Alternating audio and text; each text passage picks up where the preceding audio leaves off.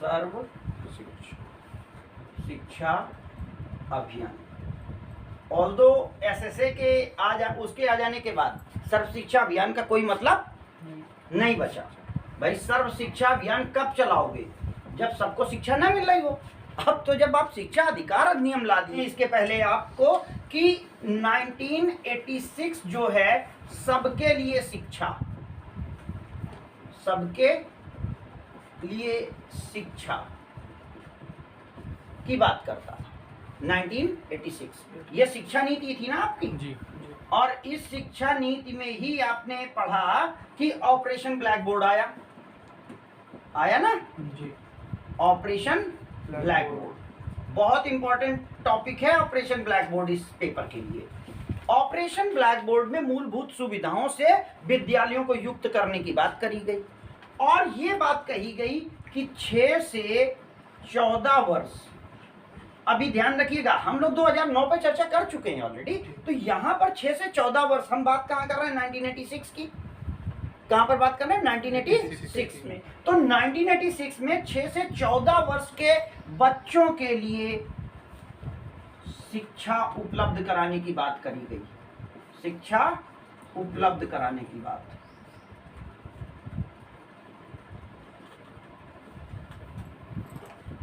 और इस उद्देश्य को पाने के लिए नवंबर 2000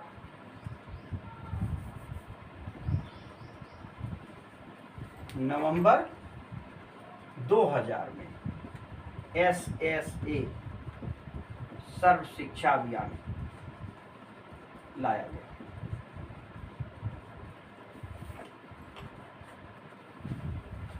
है ना? और इसके तहत कहीं नहीं मिलेगा आपको। क्या है? अक्षर अक्षर दीप चले पहले शिक्षा का उजियारा। क्या बोला गया था? अक्षर अक्षर दीप जले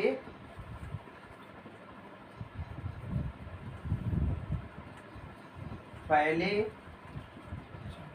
शिक्षा का उजियारा। ठीक है ना जी।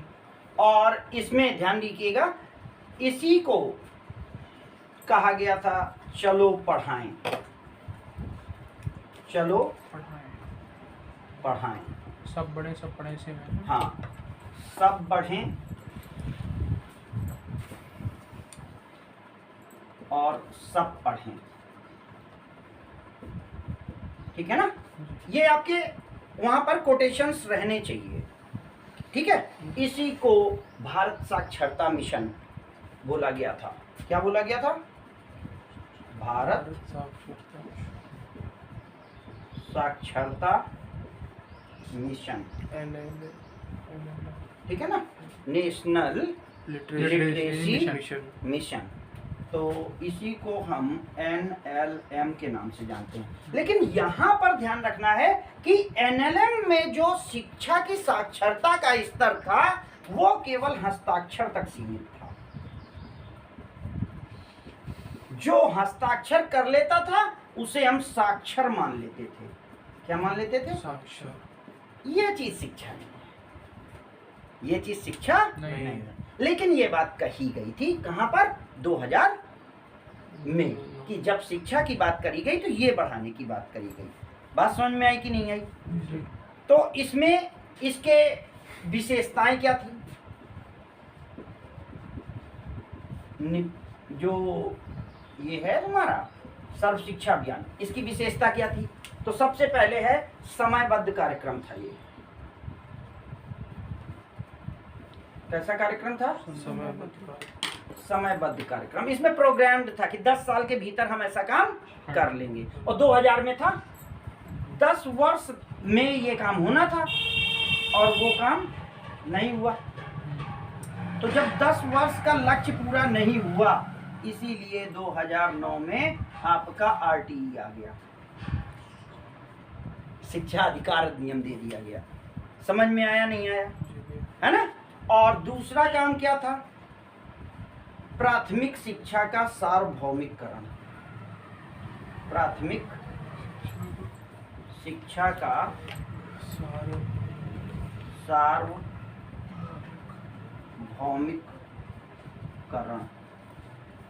इसको इंग्लिश में हम यूनिवर्सलाइजेशन बोलते हैं। क्या बोलते हैं? यूनिवर्सलाइजेशन।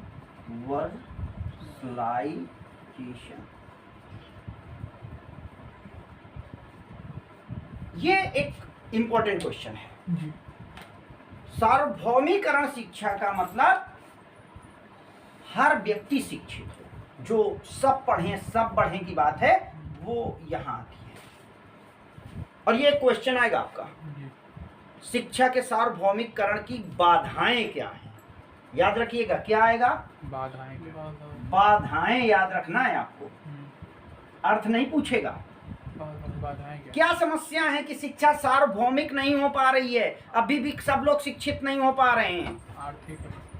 आर्थिक है और पूर्वाग्रह है। आर्थिक की आवश्यकता आपको उतनी नहीं आई, क्योंकि शिक्षा जब निःशुल्क हो गई तो अर्थ की बात ही नहीं है। अब तो बात इसकी है कि बच्चे को गार्जियन नहीं भेज रहा है। क्यों? क्योंकि घर पे काम कौन करेगा? अभी मिड डे की मैसेज फिर आएगी। पिताजी बाहर चले गए, माताजी मजदूरी करने जाना चाहती हैं या बगल में इधर उधर घूमना चाहती हैं, बच्चे कौन खिलाएगा? लड़कियां घर पर रुके। अगर बच्ची 5 साल 6 साल 7 साल की हो गई है तो उसका काम है कि वो छोटे वाले को देखेगी। ये जो चीज है ये सार्वभौमिकरण की सबसे बड़ी बाधा है। अभिभावक की अज्ञानता और पूर्वाग्रह, लिंग भेद पर आधारित शिक्षा का जो पक्षपात है। ठीक है, तो ये तीसरी चीज है। फिर से बोल दीजिए एक बार। बता रहा हूँ बेटा, अभी आके टॉपिक पूरा डिस्कस करेंगे। हम तो यहाँ पर केवल हिंट दे रहे हैं कि ये जो चीज है सार्वभौमिकरण का जो उद्देश्य है, ये आगे आपका एक टॉपिक है यूनिवर्सलाइजेशन। इसके बाद एक टॉपिक है सीमांतीकरण, मार्जिनलाइजेशन, उस पर भी डिस्कस करना है। तो ये सार्वभौमिकरण हो गया। अब तीसरा है गुणवत्तापूर्ण शिक्षा। फैक्टराइजेशन। क्या?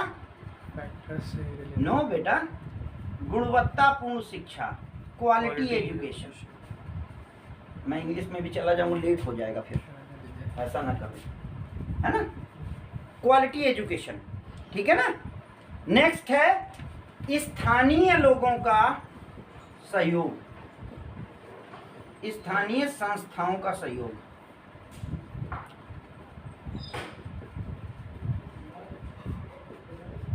ये तीसरा इसका प्रमोशन होता है, ठीक है ना? और पांचवा मामला था एसएसए में कंट्रीब्यूशन चल रहा था। तो केंद्र, देखो, केंद्र और राज्य सरकार का आपसी सहयोग, ये इसकी मुख्य बात थी। यानी जो एजुकेशन प्रोग्राम्स चल रहे थे वो एजुकेशन प्रोग्राम्स इनके आपसी कोलैबोरेशन के रीजन थे। यानी कि सेंट्रल गवर्नमेंट और स्टेट गवर्नमेंट मिलकर के शिक्षा को आगे बढ़ाने का प्रयास करेगी। बात समझ रहे हैं ना? और इसका छठा मामला था सामाजिक आर्थिक न्याय, जो कि आपकी प्रस्तावना का उद्देश्य है। देखिए कितनी जगह पर वो प्रस्तावना का उद्देश्य आ रहा है, सार्वजनिक आर्थिक न्याय उपलब्ध कराना। हर बच्चा पढ़े, ये सामाजिक न्याय है ना? और हर बच्चे के हाथ में काम हो, हर व्यक्ति बाद में आगे ऊपर काम करे। बच्चे के हाथ में काम नहीं होगा, सॉरी, बच्चा जब पढ़ेगा ऊपर जाएगा तो उसके हाथ में काम हो, बच्चा इस लायक हो कि वो काम कर सके। इसको हम क्या कहेंगे? तभी तो वो सामाजिकता को निभा पाएगा आगे आके। आप 17 साल 18 साल के हो जा रहे हैं, पूरे टाइम पे पैसा खर्च करते आ रहे हैं, अभी भी आप इस लायक हैं कि आप अपने लिए पैसा नहीं कमा पा रहे हैं, तो कहाँ जाएगा समाज? आपको आर्थिक मजबूत बनना है, अन्य आत्मनिर्भर बनना है। तो ये हमारे सर्व शिक्षा अभियान के क्या थे? मुख्य प्रावधान थे या विशेषताएं थी। अब इसके हम लक्ष्य और उद्देश्यों में जब बात करें तो इन्हीं को आप लक्ष्य और उद्देश्यों में डाल सकते हो, ऑल्दो मैं लक्ष्य एक बार अलग से बता दे रहा हूं। तो सर्व शिक्षा अभियान जो है 1986 में आया, इसकी योजनाएं एवं कार्यक्रम, क्या चीजें इस सर्व शिक्षा अभियान के तहत हमने चलाई और किन चीजों पर हम डिस्कस करेंगे, तो सबसे पहले है कि हम शिक्षण अधिगम सामग्री का डिस्ट्रीब्यूशन किया गया है। क्या किया गया? शिक्षण अधिगम सामग्री का वितरण। यहीं से पहली बार प्रिंटेड बुक्स वगैरह आपको मिलनी शुरू हुई थी। पुस्तक और कार्य पुस्तिका ये दी जाने की बात हुई। ये कार्य पुस्तिकाएं और पुस्तक लोगों को वितरित कराई जाएंगी, ठीक है ना। अब उसके बाद फिर क्या हुआ? शिक्षक ट्रेनिंग दूसरे लेवल पर है। शिक्षक प्रशिक्षण, शिक्षक प्रशिक्षण। इसके लिए एनसीटी का ऑलरेडी इस्टेब्लिशमेंट हो चुका था, national council for teachers education, और ये 1983 में डेवलप हो चुकी थी ऑलरेडी, और इसी के तहत शिक्षक प्रशिक्षण को देने की बात की गई थी, ठीक है ना। उसके बाद कक्ष की स्थापना,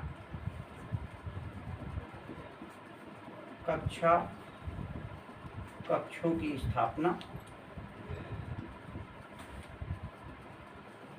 ऑपरेशन ब्लैक बोर्ड, ये बहुत इंपॉर्टेंट है भाई, बहुत ही इंपॉर्टेंट। ऑपरेशन ब्लैक बोर्ड ना? हाँ, इसके बिना हमें लगता है पेपर नहीं पूरा होगा। शॉर्ट में तो कब फंसी जाए? हाँ? शॉर्ट में फंसेगा। ऑपरेशन करो। और इसमें आता है, मतलब ये चीजें आपको चाहिए, ठीक है। और उसके बाद 5वें नंबर पर है डाइट।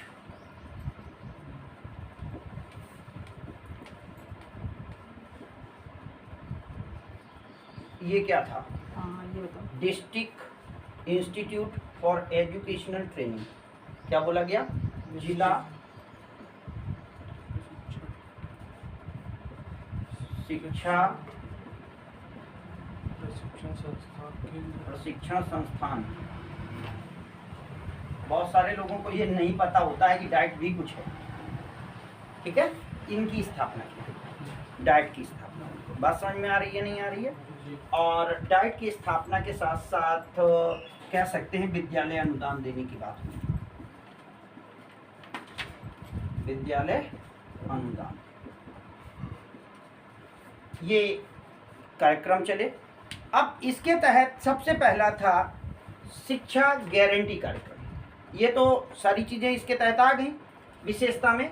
अब इसके तहत जो कार्यक्रम चलाएगा, ये हमारा मतलब कार्यक्रम था, ये क्या है? सारे कार्यक्रम हैं।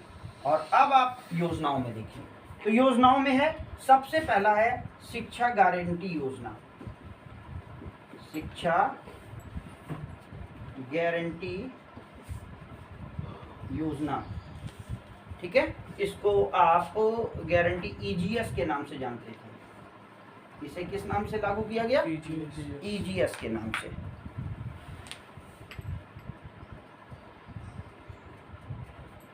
इसका कहा यह गया कि अगर कहीं पर 25 बच्चे, ध्यान दीजिएगा, 25 बच्चे हैं तो विद्यालय होगा।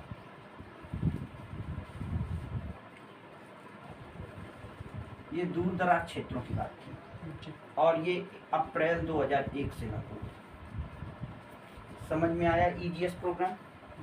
मतलब क्या है कि कहीं पर जैसे कई है ना, हमारे गांव में स्कूल नहीं है, ऐसा सुना होगा, स्कूल बहुत दूर है, तो अगर कहीं पर 25 बच्चे भी पढ़ने के लिए थे तो ईजीएस के तहत ये कहा गया कि वहां पे एक विद्यालय खोला जाएगा। बात समझ में आई कि नहीं आई? दूसरा कार्यक्रम क्या था? फिर वही बात जो यहाँ पर आता है, operation black board. Operation black board, इस पर बहुत ज़्यादा डिस्कस ना करके सीधे बता दिया है कि मूलभूत सुविधाएं इसके लिए शायद एक बरामदा, 2 कमरे, बैठने उठने की व्यवस्था और बाकी सारी चीज़ें थी, जिसके तहत टीचर्स, पुस्तकालय और श्यामपट और चाक, मतलब विद्यालय को मूलभूत सुविधाओं से युक्त किया जाए, ठीक है ना। उसके बाद DPEP, जिला प्राथमिक शिक्षा कार्यक्रम, ये चलना शुरू हुआ। ये सब के सब हम 2000 के आसपास की बात कर रहे हैं। इसका मतलब हुआ DPEP। ये प्रोग्राम था। ये प्रोग्राम कब शुरू हुआ? 1994 में शुरू हुआ है और जब 2000 में आया तो 2000 में इसे SSA में मर्ज कर दिया गया। अब ये प्राथमिक, ठीक है, यहाँ पर ये चला 1994 में और 2000 में इसे SSA में मर्ज कर। जब SSA आ गया तो सारी योजनाएं उसी में मिल गई हैं और बाद में तो शिक्षा अधिकार अधिनियम आ गया, बाकी सब खत्म। ठीक है ना। अब एक है कस्तूरबा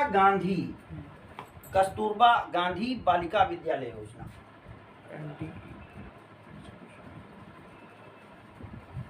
कस्तूरबा गांधी बालिका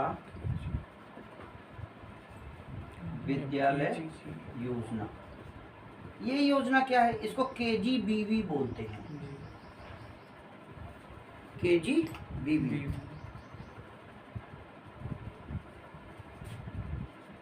आप S भी लगा सकते हैं क्योंकि स्कीम्स है। ठीक है। और इसे हम 2004 में लागू करते हैं। कहाँ लागू हुआ? 2004। इसमें है क्या? KGBV में क्या होता है? KGBV में 6 से 8 तक, ठीक है ना, जो पिछड़े वर्ग की बालिकाएं हैं, बालिका हैं ये ध्यान रखना, पिछड़े वर्ग की बालिकाओं को निशुल्क आवासीय व्यवस्था दी गई है, आवासीय शिक्षा। ठीक है, निशुल्क आवासीय शिक्षा। और ये जनपद में एक होगा, जनपद में एक विद्यालय। नहीं, जनपद नहीं, एक मिनट को, KGBV ब्लॉक में एक होगा। ब्लॉक में एक है, जनपद में नहीं, हर ब्लॉक में एक होगा। हर ब्लॉक में एक विद्यालय। ठीक है, तो ये आया। बात समझ में आई नहीं है? अब MDM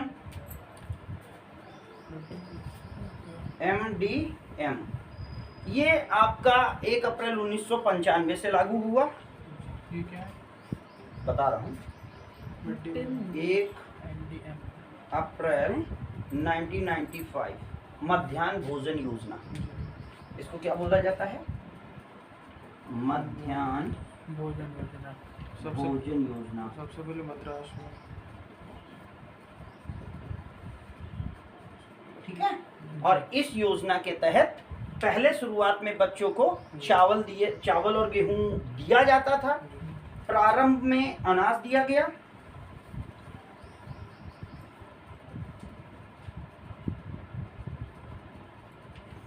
अनाज देने की बात थी।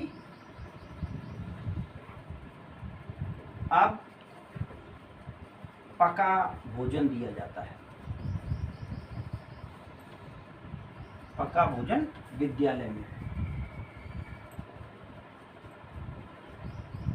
ठीक है, ये मध्याह्न भोजन योजना हो गई।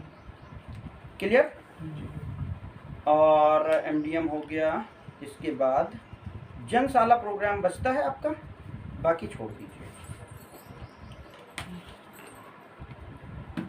मिड डे मील, मध्याह्न भोजन योजना। मध्याह्न भोजन योजना जो है 1 अप्रैल 1995 से शुरू हुई।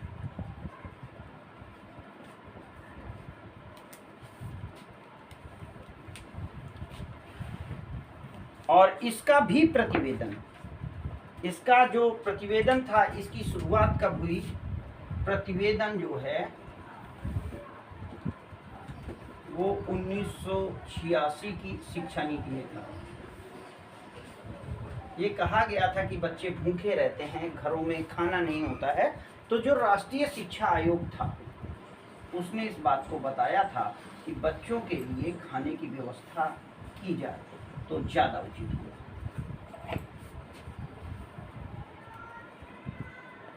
ठीक है, और जब ये चीज़ की जाएगी तो इसमें इन्होंने कहा कि शैक्षिक अवसरों की समानता बढ़ पाएगी, क्योंकि जब वो पढ़ेगा तो आगे बढ़ेगा। अगर वो भूखा नहीं होगा तो कैसे वो हो जाएगी, मतलब अगर बच्चा भूखा है तो कैसे पढ़ेगा? हाँ, तो शैक्षिक अवसरों की उपलब्धता बढ़ जाएगी, हर बच्चा पढ़ने को आ जाएगा क्योंकि खाना मिल जाएगा।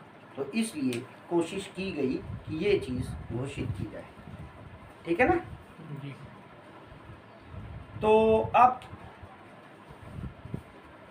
मिड डे मील को एक और नाम दिया जाता है और वो कहा जाता है पौष्टिक आहार का राष्ट्रीय कार्यक्रम। इसको आप इस तरीके से भी कह सकते हैं कि इसका दूसरा नाम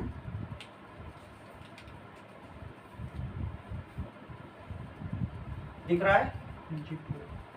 पौष्टिक आहार का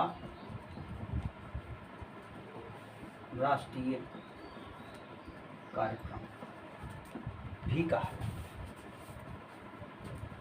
ठीक है, अब इसके तहत इसे जिला प्राथमिक शिक्षा कार्यक्रम के तहत भी शामिल किया गया, मतलब जितनी भी प्राथमिक शिक्षा के विद्यालय थे, प्राथमिक शिक्षा के सारे विद्यालयों में इसकी जरूरत थी। और अब बात आती है कि इसकी आवश्यकता क्यों पड़ी, क्या जरूरत है इसकी, तो इसके उद्देश्य क्या थे।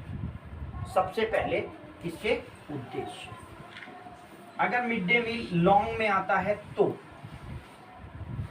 मिड डे मील अगर लॉन्ग में आता है, अदरवाइज आप ये बताएंगे कि प्राथमिक शिक्षा की गुणवत्ता बढ़ाने के लिए 1986 की शिक्षा नीति के में राष्ट्रीय शिक्षा आयोग ने जो प्रतिवेदन दिया था उसके तहत 1 अप्रैल 1995 से बच्चों को विद्यालय की ओर से खाद्यान्न उपलब्ध कराया जाने लगा। बाद में इसे पके भोजन के तौर पर विद्यालयों में ही उपलब्ध कराया जाता है, जिससे कि बच्चों की शैक्षिक व्यवस्था आसानी से चल सके। तो अब उद्देश्य में क्या है, सबसे पहला उद्देश्य छात्रों की संख्या में वृद्धि, छात्रों की संख्या में वृद्धि। पहला बताने की आवश्यकता है कैसे होगी। प्राथमिक शिक्षा में 2 वर्ड ध्यान रखना, अपव्यय को रोकना, अपव्यय को रोकना।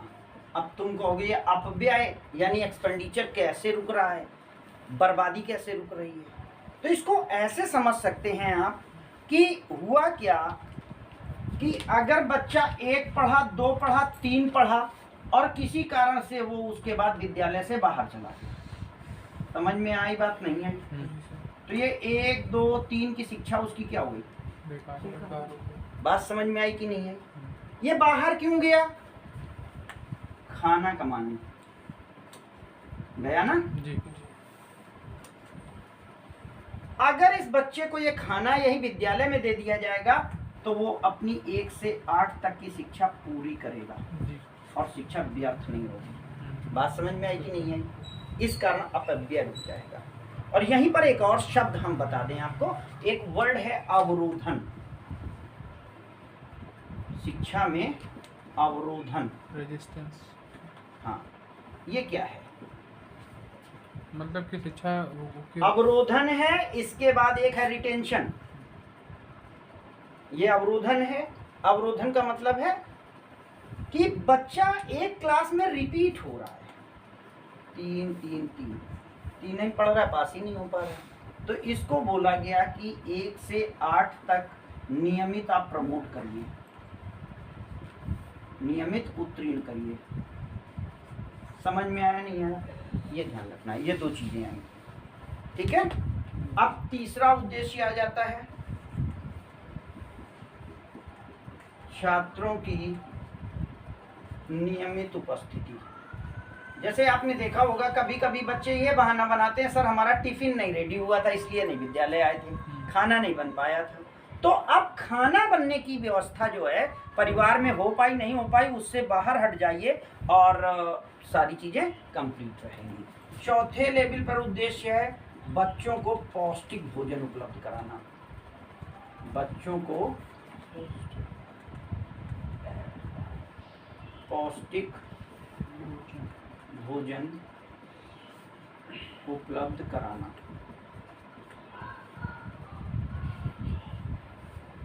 ठीक है ना। और नेक्स्ट है समाज में भेदभाव समाप्त करना।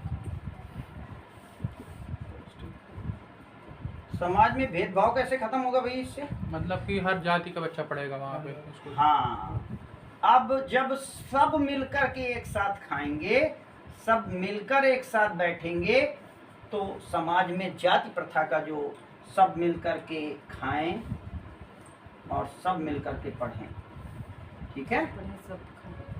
हाँ तो कह सकते हैं। तो यहाँ पर जाति, इसके नियुक्ति कैसे है? तो 25 पर 1, 25 प्लस पर 2, कौन? रसोइया एवं 2 सहायक। 25 क्या है? 25 बच्चे होंगे तो एक होगी बच्चे रसोईया। होंगे, क्या होगा? 25 छात्रों पर, ठीक है ना। ये छात्र है। 25 छात्र।